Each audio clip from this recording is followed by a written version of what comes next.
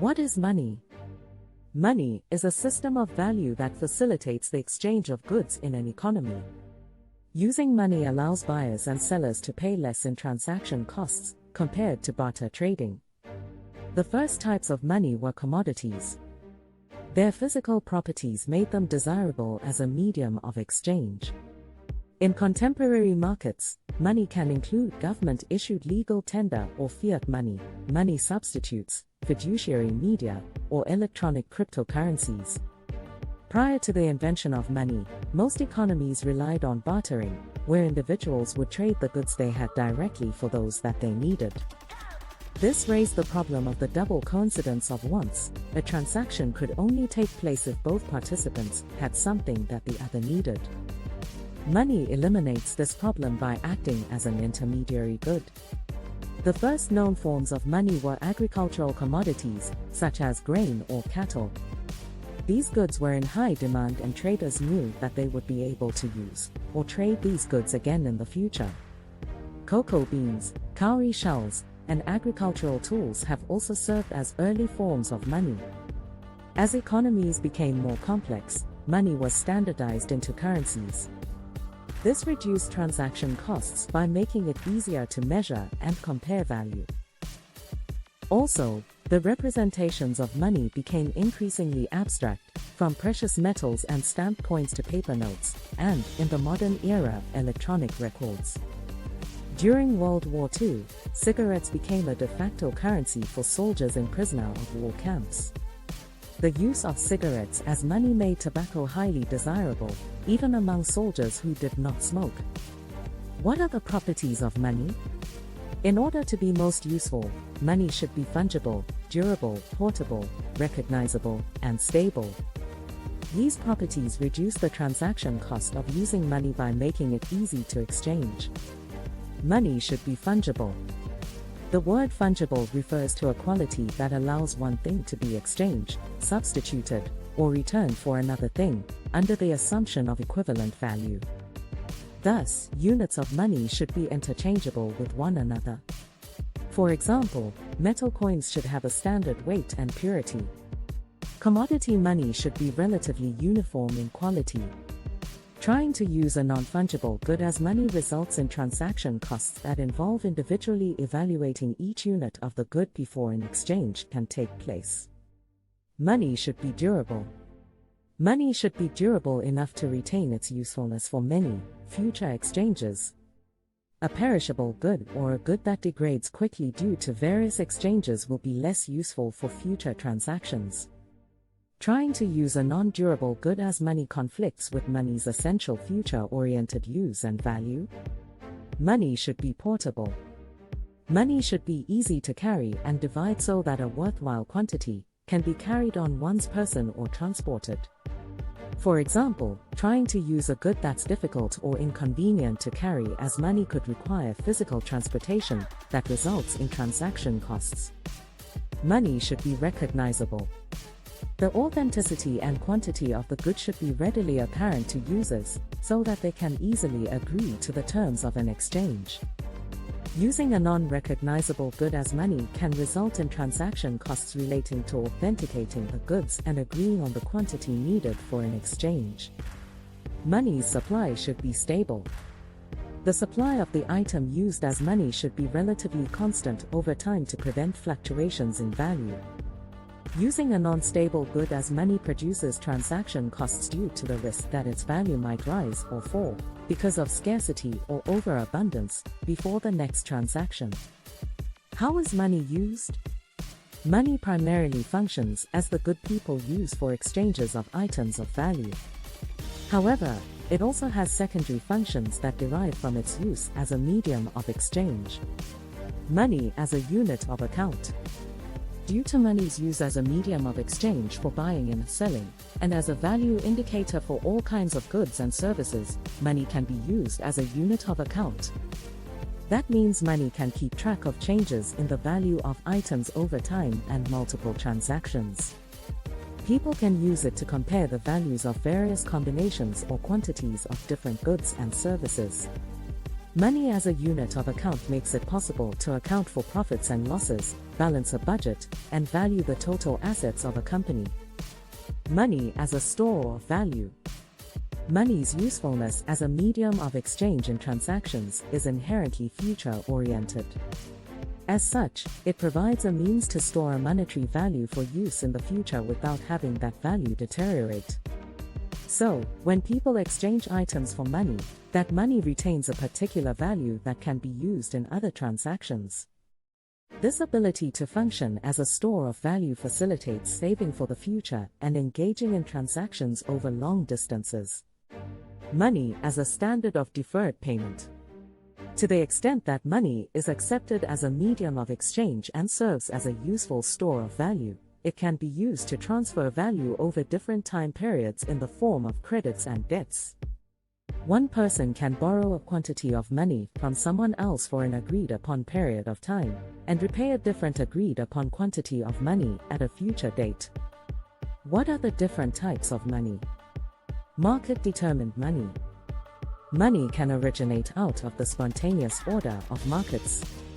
As traders barter for various goods, some goods will prove more convenient than others because they have the best combination of the 5 properties of money listed above. Over time, these goods may become desirable as objects of exchange, rather than for practical use. Eventually, people may come to desire a good solely for future trading. Historically, precious metals such as gold and silver were often used as market-determined monies. They were highly prized across many different cultures and societies. Today, people in cashless economies frequently turn to cigarettes, instant noodles, or other non-perishable goods as a market-determined money substitute. Government-issued currency. When a certain type of money is widely accepted throughout an economy, government bodies may begin regulating it as a currency. They may issue standardized coins or notes to further reduce transaction costs. A government may also recognize some money as a legal tender, meaning that courts and government bodies must accept that form of money as a final means of payment. Issuing money allows the government to benefit from seigniorage, the difference between the face value of a currency and the cost to produce it. For example, if the cost of printing a $100 bill is only $10, the government will earn a $90 profit for each bill it prints. However, governments that rely too heavily on seigniorage may inadvertently debase their currency. $20.6 trillion. The total value of the M1 money supply in the United States, as of May 2022. Fiat currency. Many countries issue fiat currency, which is currency that does not represent any type of commodity. Instead, fiat money is backed by the economic strength of the issuing government. It derives its value from supply and demand and the stability of the government. Fiat money allows the issuing government to conduct economic policy by increasing or reducing the money supply. In the U.S., the Federal Reserve and the Treasury Department monitor several types of money supplies for the purpose of regulating and mitigating monetary issues. Since fiat money does not represent a real commodity, it falls to the issuing government to ensure that it meets the 5 properties of money outlined above. The International Monetary Fund, IMF, and World Bank serve as global watchdogs for the exchange of international currencies. Governments may enact capital controls or establish pegs in order to stabilize their currency on the international market. Money substitutes and fiduciary media. To reduce the burden of carrying large quantities of currency, merchants and traders sometimes exchange money substitutes that has written statements of debt that can be redeemed later. These statements can themselves adopt some of the properties of money, particularly if traders use them in lieu of actual currency. For example, ancient banks issued bills of exchange to their depositors, stating the amount that had been deposited and the terms for redemption. Rather than withdraw money from the bank to make payments, depositors would simply trade their bills, allowing the recipient to redeem or trade them at will. This use of money substitutes can increase the portability and durability of money, as well as reduce the cost of storage. However, There are risks involved with money substitutes. Banks may print more bills than they have money to redeem, a practice known as fractional reserve banking. If too many people try to make withdrawals at the same time, the bank may suffer from a bank run. Fiduciary media are types of money substitutes introduced into circulation that aren't fully backed by the base money held to back money substitutes. For example, paper checks, token coins, and electronic credit represent contemporary examples of fiduciary media. Cryptocurrencies as money. In recent years, digital currencies that do not exist in physical form, such as Bitcoin, have been introduced. Unlike electronic bank records or payment systems, these virtual currencies are not issued by a government or other central body. Cryptocurrencies have some of the properties of money and are sometimes used in online transactions. Although cryptocurrencies are rarely used in everyday transactions, they have achieved some utility as a speculative investment or a store of value. Some jurisdictions have recognized cryptocurrencies as a payment medium, including the government of El Salvador. What are the 4 types of money? Money can be something determined by market participants to have value and be exchangeable. Money can be currency, bills and coins, issued by a government. A third type of money is fiat currency, which is fully backed by the economic power and good faith of the issuing government. The fourth type of money is money substitutes, which are anything that can be exchanged for money at any time. For example, a check written on a checking account at a bank is a money substitute. What is the difference between hard and soft money? Hard money is money that is based on a valuable commodity, such as gold or silver. Since the supply of these metals is limited, these currencies are less susceptible to inflation than soft money such as printed banknotes.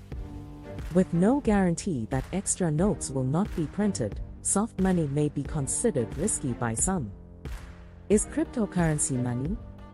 Cryptocurrency has many of the properties of money and is sometimes used as a medium of exchange for transactions.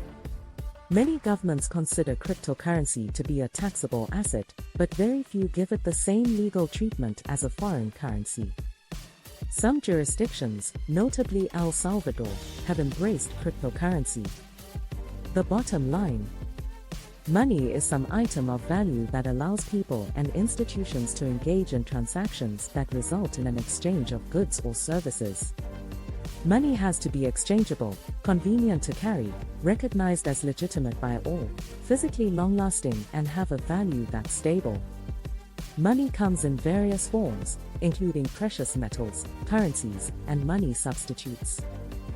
At this time, though cryptocurrencies have some of the properties of money, they function without a central authority and aren't backed by governments. While cryptocurrencies, such as Bitcoin, are considered property for tax purposes by the IRS, they aren't considered legal tender by the US government.